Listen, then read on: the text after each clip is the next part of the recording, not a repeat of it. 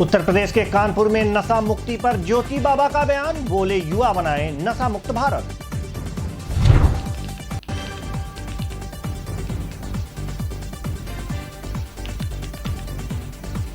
ADM ने किया रेनबसेरों का औचक निरीक्षण, जरूरतमंदों में बंटे कंबल।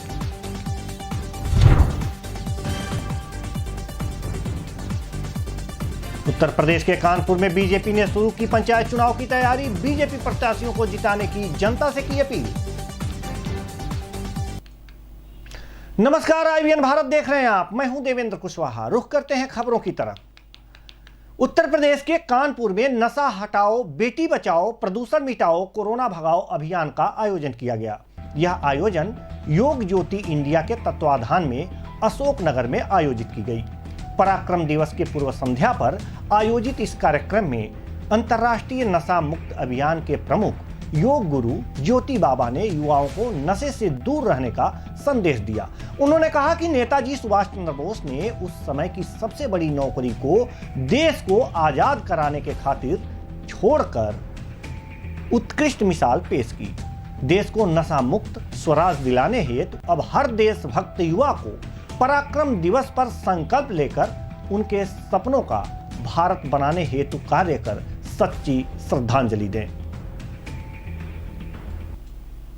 लोकप्रिय भजन गायक नरेंद्र चंचल का निधन हो गया है। उन्होंने 80 साल की उम्र में शुक्रवार को दिल्ली में अंतिम सांस ली। शहर के अपोलो अस्पताल में दोपहर 12 बजे के आसपास उनका निधन हो गया। वह पिछले 3 महीनों से अस्वस्थ थे, उनका इलाज चल रहा था। उनके निधन पर प्रधानमंत्री नरेंद्र मोदी ने भी शोक जताया है। पीएम ने ट्वीट कर लिखा कि लोकप्रिय भजन गायक नरेंद्र चंचल जी के निधन के समाचार से अत्यंत दुख हुआ है। उन्होंने भजन गायन की दुनिया में अपनी ओजपूर्ण आवाज से विशिष्ट पहचान बनाई। शोक की इस घड़ी में मेरी संवेदनाएं उनके परिजनों और प्रशंसकों के साथ हैं। ओम शांति। संगीत सितारों और अन्य हस्तियों ने सोशल मीडिया पर नरेंद्र चंचल को श्रद्धांजलि दी। दलेर मेहंदी ने लिखा, यह जानकर बहुत दुख हुआ कि प्रतिष्ठित और सबसे ज्यादा प्यार करने वाले नरेंद्र चंचल ने स्वर्ग में रहने के लिए हमें छोड़कर चले गए। उनकी आत्मा को शांति के लिए प्रार्थना करता हूँ। दुख की इस घड़ी में उनके परिवार और प्रशंसकों के साथ हूँ। उत्तर प्रदेश के हाथरस में पुलिस और एसओजी टीम ने मुठभेड़ के बाद एक 25,000 का इनामी तौफीक को गिरफ्तार कर लिया है। घायल बदमाश को जिला अस्पताल में इलाज के लिए भर्ती कराया गया। पुलिस ने तौफीक के पास से एक अवैध तमंचा, 315 बोर, 5 जिंदा और 5 खोखा कारतूस और एक मैक्स पिकअप बिलोरो गाड़ी जो कि थाना एटा से चोरी हुई थी, बरामद किया। आपको बता दें कि शातिर बदमाश तौफीक के खिलाफ थाना फिरोजाबाद, कोतवाली, आगरा, एटा और बुलंदशहर थाने में लूट, चोरी, गैंगस्टर, भैंस चोरी, हत्या जैसे करीब 2 दर्जन से ज्यादा संगीन धाराओं में मुकदमे पंजीकृत हैं। पुलिस अधीक्षक विनीत जायसवाल ने पुलिस टीम को 25,000 रुपए का इनाम दिए जाने की घोषणा की। देर रात जनपद हाथरस के थाना सिकंदराराव क्षेत्र में थाना सिकंदराराव पुलिस तथा एसओजी टीम की संयुक्त कार्रवाई में मुठभेड़ के दौरान एक 25,000 का इनामिया बदमाश तौफीक पुलिस की गोली लगने से घायल हुआ है, जिसको उपचार हेतु जिला अस्पताल में भर्ती कराया गया है। इस बदमाश के कब्जे से पुलिस को एक अवैध तमंचा, कुछ जिंदा कारतूस तथा खोखा कारतूस बरामद हुए हैं। इसके अतिरिक्त इस अभियुक्त के पास से एक मैक्स पिकअप गाड़ी, जो इसने कुछ दिन पूर्व ही जनपद एटा के कोतवाली क्षेत्र से चोरी की थी, वो इसके पास से बरामद हुआ है। इस अभियुक्त पे जनपद एटा, जनपद आगरा, बुलंदशहर तथा फिरोजाबाद, इन जनपदों में कुल 2 दर्जन मुकदमे संगीन धाराओं में लूट, चोरी, हत्या व गैंगस्टर के संबंध में दर्ज हैं। वर्तमान में ये अभियुक्त बुलंदशहर से गैंगस्टर के एक मामले में वांछित चल रहा था, जिसकी गिरफ्तारी हेतु 25,000 रुपए का इनाम घोषित था। इसकी गिरफ्तारी कर इस अभियुक्त के विरुद्ध पुलिस द्वारा वैधानिक कार्रवाई की जा रही है तथा इस गिरफ्तारी करने वाली पुलिस टीम को मेरे द्वारा 25,000 रुपए के नगद पुरस्कार से पुरस्कृत किया जाएगा। उत्तर प्रदेश के हाथरस में श्री साईं कोल्ड स्टोरेज में अज्ञात कारणों से आग लग गई। इस हादसे से आसपास के इलाके में हड़कंप मच गया। आग की सूचना मिलते ही मौके पर दमकल की गाड़ियों ने आग पर काबू पा लिया। आपको बता दें कि कोल्ड स्टोरेज में रखी चीजों का आग लगने से काफी नुकसान हो गया।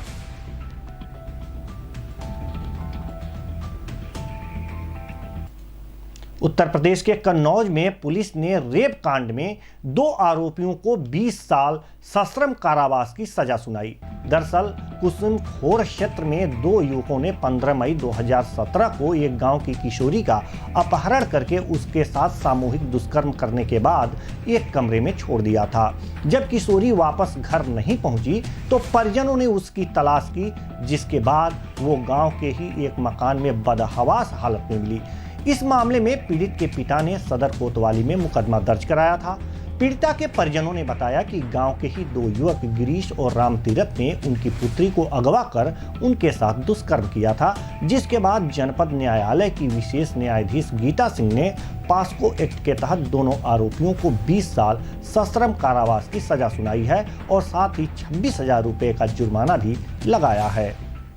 एक ग्राम निवासी दलित नाबालिगा जिसकी आयु करीब 15 वर्ष थी, 15/5/2017 को जब वो शौच के लिए अपने गांव के बाहर गई हुई थी, वापस आते समय गांव के ही गिरीश और रामतीर्थ नाम के अभियुक्तों ने उसको पकड़कर गांव के किनारे एकांत में एक कोठरी में ले जाकर उसके साथ सामूहिक बलात्कार किया था। इस मामले में आज न्यायालय ने सुनवाई की है। विशेष न्यायाधीश पॉक्सो एक्ट के यहाँ इस मामले की सुनवाई की गई है और न्यायाधीश श्रीमती गीता सिंह द्वारा उनको आज 20-20 वर्ष की सजा से दंडित किया गया है। साथ ही 26,000 रुपये का प्रत्येक पर जुर्माना भी अधिरोपित किया गया है। एक ग्राम निवासी छत्तीसगढ़ के कोरिया में पंचायत सचिव और रोजगार सहायकों के अनिश्चितकालीन हड़ताल जारी है। पंचायत सचिव 1 सूत्री मांगों को लेकर धरने पर बैठे हैं, वहीं 3 सूत्री मांगों को लेकर रोजगार सहायक हड़ताल पर हैं। अब पंचायत सचिव ने उग्र आंदोलन की चेतावनी दी है। 27 जनवरी को मुख्यमंत्री के निवास पर आत्मदाह करने की भी चेतावनी दी। अब बीजेपी नेता भी इनके समर्थन में उतर आए हैं। छत्तीसगढ़ में ग्राम पंचायत के सचिव और रोजगार सहायक विगत 25 दिसंबर से हड़ताल में हैं और 1 माह होने को आया है। ग्राम पंचायतों का कार्य पूरा अस्त व्यस्त हो चुका है और सचिव पंचायत की रीढ़ की हड्डी होते हैं। ऐसे में सरकार का इतना लंबा उनके हड़ताल में कोई जवाब नहीं देना निश्चित रूप से एक चिंता का विषय है।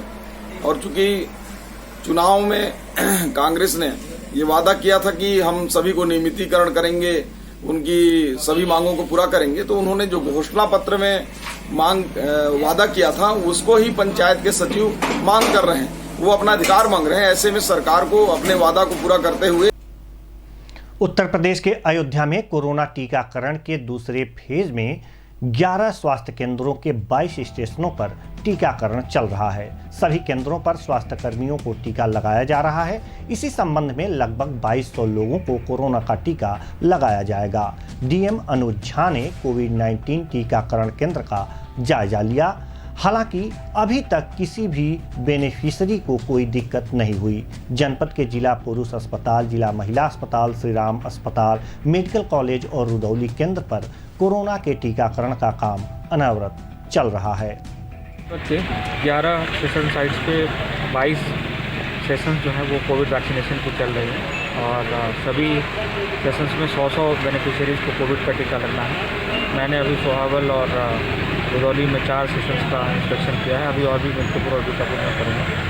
हर जगह बहुत ही स्मूथली वैक्सीनेशन हो रहा है और उसमें कहीं भी कोई उसमें एडवर्स इफेक्ट कहीं भी वैक्सीन का नहीं आया है और बहुत सुचारू रूप से सारी व्यवस्थाएँ की गई है। पुलिस की ड्यूटी है, नोट लॉसर्स लगे हुए हैं और हेल्थ डिपार्टमेंट के हमारे डॉक्टर्स और MOIC सभी स्टाफ जो हैं बहुत वेल ट्रेंड हैं और अच्छी तरीके से वैक्सीनेशन का काम कर रहे हैं। 11 सेशन यूपी के बहराइच में अपर जिलाधिकारी जयचंद्र पांडे ने शहर के तमाम रैन बसेरों का औचक निरीक्षण किया।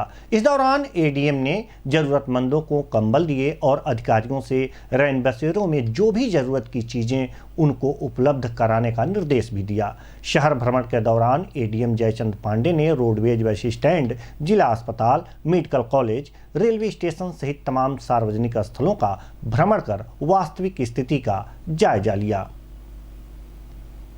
निरीक्षण किया गया है, क्या व्यवस्थाएं पाई गई हैं? आज बहराइच कस्बे में 2 रैन बसेरा संचालित है, एक बस स्टेशन पर, दूसरा जिला अस्पताल में। दोनों का निरीक्षण किया गया है और जो लोग भी खुले में सोए पाए गए हैं उनको कंबल दिया गया है। एक महिला जिला अस्पताल में पाई गई है जिसको ले जाकर रैन बसेरे में सुलाया गया, उसको भोजन का भी प्रबंध किया गया है। शासन का निर्देश है कि कोई भी व्यक्ति खुले में न सोए। ठंड को देखते हुए आज हम लोग रात में पूरे नगर का भ्रमण करके और ये देख रहे हैं कि कोई व्यक्ति खुले में न हो। अगर कोई ज़रूरतमंद है तो उसको कंबल वितरित किया जाएगा। Thank you sir. निरीक्षण किया गया है, क्या उत्तर प्रदेश के मुरादाबाद में दलपतपुर चौराहे पर पिकअप कैंटर का ब्रेक फेल होने के कारण पिकअप नहर में पलट गया। दरअसल एक पिकअप आइसर कैंटर का ब्रेक फेल हो जाने के चलते अनियंत्रित होकर नहर में जा पलटा। पिकअप की स्पीड धीमी होने की वजह से चालक ने कूदकर अपनी जान तो बचा ली। इस घटना से रोड पर छोटे वाहन चालक और पास के राहगीरों को कोई भी नुकसान नहीं हुआ। ये गाड़ी चल रही थी, ब्रेक नहीं आया ना, ब्रेक फुल दबाए, हल्का हल्का हल्का हल्का पलटी, फिर नहीं आई ब्रेक मैंने, फिर कूद गया मैं, गाड़ी पलट गई। कितने चालक थे इसमें? अकेला। तो क्या माल बढ़ा हुआ है? इसमें रेडीमेड चाय पीते हैं गिलास में, वो हैं मसाले वाले। कितना नुकसान है लगभग? नुकसान तो कुछ नहीं हुआ। कहाँ से कहाँ जा रही थी गाड़ी? ये सिद्धार्थगंज से लाया, रुद्रपुर से आगे है और गुड़गांव। अब यहाँ कोई नुकसान किसी तरीके की कोई जानहानि? कुछ नहीं हुआ। पुलिस आई है यहाँ मौके पर? अभी आए, थोड़ा गाड़ी नंबर मोबाइल नंबर सब लेगा, भाई साहब का नंबर। कोई जान को नुकसान नहीं है किसी तरीके का? कुछ नहीं हुआ है।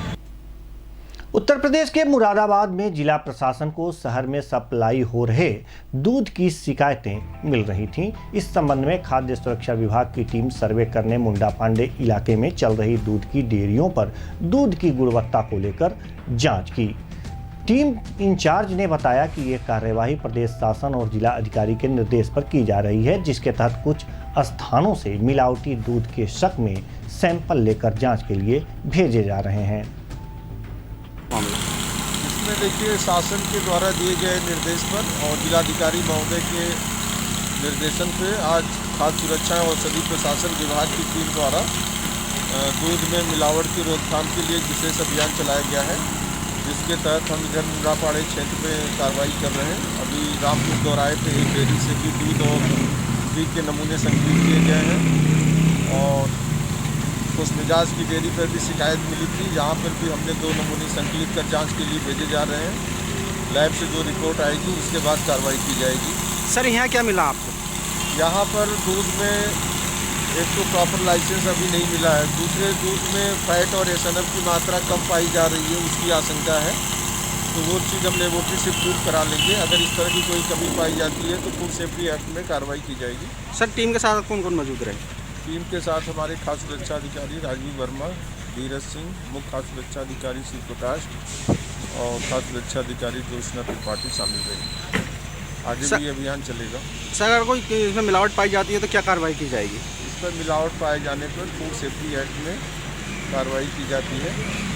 अगर सब स्टैंडर्ड्स होता है तो एडीएम कोर्ट में मुकदमा चलता है, या अनसेफ या कोई अवांछनीय चीज़ मिलती है तो एसीजेएम कोर्ट में मुकदमा चलाया जाता है, जिसमें 5 लाख से लेकर आजीवन कारावास तक की सजा का प्राविधान है।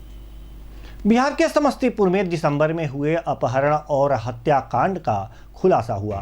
दरअसल दिसंबर में मोहम्मद शमशेर उर्फ हैप्पी का अपहरण हो गया था। इसी मामले में पुलिस ने खुलासा करते हुए मुफस्सिल थाना में प्रेस कॉन्फ्रेंस के दौरान बताया कि शमशेर का अपहरण करके उसकी हत्या कर दी और लाश ठिकाने लगाने के लिए खुटैना मधुबनी में लाश को फेंक दिया था। पुलिस की टीम लगातार तकनीकी अनुसंधानों और छापेमारी करते हुए इस कांड का सफल अनावरण किया। इस कांड में सम्मिलित एक अपराधी को पुलिस ने गिरफ्तार कर कांड में शामिल अन्य अपराधियों की गिरफ्तारी के लिए पुलिस लगातार छापेमारी कर रही है। जैसा कि आप लोग को पता है कि चकमेसी थाना क्षेत्र में एक व्यक्ति शमशेर उर्फ हैप्पी के अपहरण करने की सूचना 30 तारीख को हुई थी, जिसके संबंध में सूचना उनके पिता के द्वारा थाने को दी गई। इसको लेकर एफआईआर संख्या 253/20 चकमेसी थाना क्षेत्र में 31/12 को दर्ज हुआ था। जिसमें प्रभात चौधरी एवं उसके पिता संजय चौधरी को नामजद अभियुक्त किया गया था। पुलिस के द्वारा आसपास के थाना क्षेत्र और आसपास के ज़िले में भी जानकारी प्राप्त की जा रही थी। इसी को लेकर 4 दिन के बाद मधुबनी के खुटौना थाना क्षेत्र में पुलिस को सूचना मिली कि शमशेर के जैसे व्यक्ति की लाश वहां बरामद की गई है। उनके पिता के द्वारा थाना के सहयोग से सत्यापन कराया गया। कांड की गंभीरता को देखते हुए उसमें जो व्यक्ति जो मृत पाया गया शमशेर, उसको गोली मारकर हत्या की गई थी। कांड की गंभीरता को देखते हुए एसडीपीओ प्रीतिश के नेतृत्व में सीआई ब्रजेश अंचल, थानाध्यक्ष चकमेसी खुशबुद्दीन, थानाध्यक्ष कल्याणपुर ब्रजकिशोर, मुफस्सिल थाना प्रभारी विक्रम और डीआईयू के प्रभारी परमानंद लाल, संजय और रोहित के द्वारा लगातार छापेमारी की गई। तकनीकी अनुसंधान, मानवीय सूत्रों एवं अन्य बिंदुओं पर अनुसंधान करते हुए एक अपराधी उज्जवल कुमार उर्फ सानू को पिता आशुतोष कुमार, ग्राम जटमलपुर, थाना कल्याणपुर की गिरफ्तारी की गई। गहन पूछताछ और सूत्र जोड़ते हुए जब उसे उत्तर प्रदेश के फतेहपुर में कोविड-19 टीकाकरण के शुरू में भारत सरकार के गाइडलाइन के अनुसार फ्रंटलाइन स्वास्थ्य कर्मियों को कोविड-19 का पहला टीका बहरौली सीएचओ आकांक्षा राजपूत को प्राथमिक स्वास्थ्य केंद्र गोपालगंज में दिया गया। इस दौरान प्रभारी चिकित्सा अधिकारी गोपालगंज अरुण द्विवेदी ने बताया कि शासन के निर्देश पर टीकाकरण की भव्य तैयारी की गई। फ्रंटलाइन में काम करने वाले सभी स्वास्थ्य कर्मियों को कोविड-19 वैश्विक महामारी का टीका लगाया गया है। इतना ही नहीं, 100 लाभार्थियों को टीका लगाकर सभी से स्वेच्छा से भारत सरकार के टीके को लगवाने की अपील की गई है। आज 22 जनवरी 2021 को हमारी भारत सरकार के द्वारा हमको ये उपहार दिया गया है कोविड वैक्सीन के रूप में, और आज हम लोग के अंदर बहुत हर्ष और उल्लास है। प्राथमिक स्वास्थ्य केंद्र गोपालगंज में सारी तैयारियां की जा चुकी हैं। इसमें जो 3 विभिन्न कक्षों में विभिन्न प्रकार से टीकाकरण के स्टेप्स हैं, उसके आधार पर लोगों को टीकाकरण दिया जा रहा है और उनका ऑनलाइन पोर्टल पर फीडिंग भी की जा रही है। सभी लोग आज काफ़ी उत्साहित हैं कि टीका लगे अधिक से अधिक लोगों के, और इस जितने भी लोगों के टीके अभी तक लगे हैं सभी स्वस्थ हैं, किसी को किसी प्रकार की अभी तक परेशानी नहीं हुई है। और हम लोग की AFI मैनेजमेंट टीम अपने मुस्तैद है। किसी तरह की अगर किसी को परेशानी होती है उसके लिए हम मैनेजमेंट करने के लिए तैयार हैं। एम्बुलेंस की व्यवस्था है हमारे पास, और हम आशा करते हैं कि भारतवर्ष के सभी लोग इस टीके को लगवाएं, और इस टीके से हमारी कोरोना से बचाव के लिए बहुत आवश्यक है, और ये उपहार है, इसको सभी लोग सहर्ष स्वीकार करें। शुभ नाम क्या है आपका? डॉक्टर अरुण कुमार द्विवेदी, प्रभारी चिकित्सा अधिकारी। उत्तर प्रदेश के कानपुर में भाजपा ने पंचायत चुनाव की तैयारियों को शुरू कर दिया है। इन तैयारियों की जिम्मेदारी बीजेपी के फायर ब्रांड नेता और बीजेपी के पंचायत चुनाव के कानपुर बुंदेलखंड प्रभारी यूपी बीजेपी उपाध्यक्ष दयाशंकर सिंह ने संभाल ली है, और जनता से त्रिस्तरीय पंचायत में बीजेपी प्रत्याशी को जिताने की अपील की है। किसानों का प्रदर्शन चल रहा है दिल्ली के बारे में, इसका असर देखने को मिलेगा पंचायत चुनाव में। देखिए, जो वहाँ पर लोग बैठे हुए हैं वो राजनीतिक कारणों से बैठे हुए हैं। उन लोगों को किसान के वास्तविक समस्याओं से कोई लेना देना नहीं है। हमारी सरकार, हमारे कृषि मंत्री जी, हमारे मोदी जी बार बार कह रहे हैं कि भाई आप आइए। कई बार हमारे मंत्रीगण वार्ता किए हैं वहाँ पर लोगों से कि आपकी कोई समस्या है तो आइए, उसको समस्या बैठ करके उसमें तय किया जाए। लेकिन वो समस्या का समाधान नहीं चाहते हैं। न्यायालय ने भी उस पर वो किया, न्यायालय ने भी कमेटी बनाई। कितने लोग न्यायालय की कमेटी को भी नहीं मान रहे हैं। तो आप ये समझ सकते हैं कि उनको किसानों के हित से मतलब नहीं है, उनका अपने राजनीति से मतलब है, अपनी राजनीति कर रहे हैं। यानी आपका मानना है पंचायत चुनाव में इसका कोई असर नहीं? पंचायत चुनाव मोदी जी के कार्य पर, जोगी जी के कार्य पर होगा, और जनता इस बात के लिए महसूस की है कि आज़ादी के 70 वर्षों के बाद किसी ने सही अर्थों में उनके लिए समझा है, उनकी सुख दुख को समझा है, तो मोदी जी हैं, जोगी जी हैं। इसलिए पंचायत चुनाव हम लोग 100% जीतेंगे। धन्यवाद। किसानों का प्रदर्शन। फिलहाल इस बुलेटिन में इतना ही। मुझे दीजिए इजाज़त। नमस्कार।